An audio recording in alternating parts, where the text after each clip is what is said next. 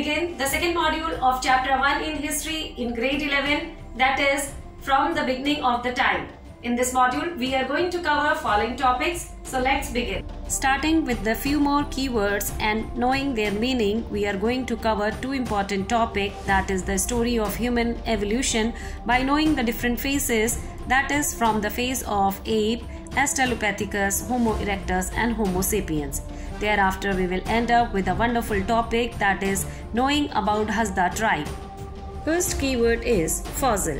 The remains of ancient plant, animals and human which have become hard and turned into rock is called as fossil. Artifacts, objects made by human beings such as tools, paintings, sculptures and engraving is called as artifact. Anthropology, a branch of science which deal with human culture and evolution aspects of human biology is called anthropology. Australopithecus means southern ape. In the earlier last million years of Cenozoic period, human-like people lived and roamed Earth. They evolved and evolved until they finally become like us. But while they were still cavemen, they used something that every single modern-day person need to count on: tools. Even millions of years ago, these creatures used tools to help them survive. Whether it's poking a stick on an ant's nest, making weapon or to hunt any woolly mammoth. Australopithecus afarensis were the very first men to ever exist. They lived here 1.2 to 4 million years ago. They had a small brain due to a smaller carinum, which caused them not to hunt. Instead, they just gathered organisms and waited until they died. Then they ate them. This made hunting a lot harder because of their lack of intelligence to create tools. The only tool they can use are one who can find like a stick to gather ant out of ant's nest. Homo habilis was the first creature to create tool. They could hunt with tools because they became bigger, stronger and smarter than before. They were very simple hunter, though using tool as simple as sharpened stick to hunt small animals. One thing that they could not make was fire. They could only use what they had of the fire they found. Homo sapiens Neanderthals. These were taller, stronger and even smarter than us. Because of this, they had the ability to make more advanced tools than others. Neanderthals could make sharp weapons out of stones and therefore they were much better hunter than Homo sapiens. They were able to build shelters using their tools, and they were even the first form of men to bury their deads. Unfortunately, these Homo sapiens wanted their company and they killed them all. The Neanderthals could not fight back even with their heavy, dirty weapon. They were outnumbered. Homo erectus were more advanced at using tools. They were the first to create fire. Because of this, food, warmth and light were no longer much a problem. Another advantage, they had the weapons. Homo erectus could make stone weapons, which is why this period is called as Stone Age. The reason they were much advanced than the Homo habilis was because of their huge brain or bigger brains. Homo sapiens Cro-Magnon were the early modern day men, and they could hunt, lay trap, build raft, build canoes and make clothes, jewelries and fight. They could also do things we every day. They could use tools, draw, paint, talk, make music, even sew. Of course, they were even smarter than their early life form. Otherwise, they could not use and make all these tools. Homo sapiens and sapiens are the modern human, also known as us. We can use tools much better than any other form of human. The reason is because we are smarter than every single person in the history of humans.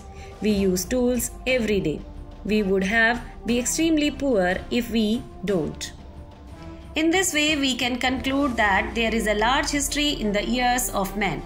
At first, men's intelligence was extremely low, so low as they had to wait for their food to die before eating them. Now, we can just go to the nearest supermarket and buy our food.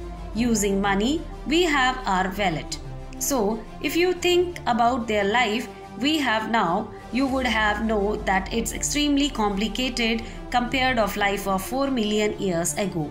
Humans have a long history, each becoming more advanced than last. Now, life looks like a very complicated things. Let us know what is Darwin's theory of human evolution. The theory of evolution by natural selection was first formulated in Darwin's book On the Origin of Species in 1859.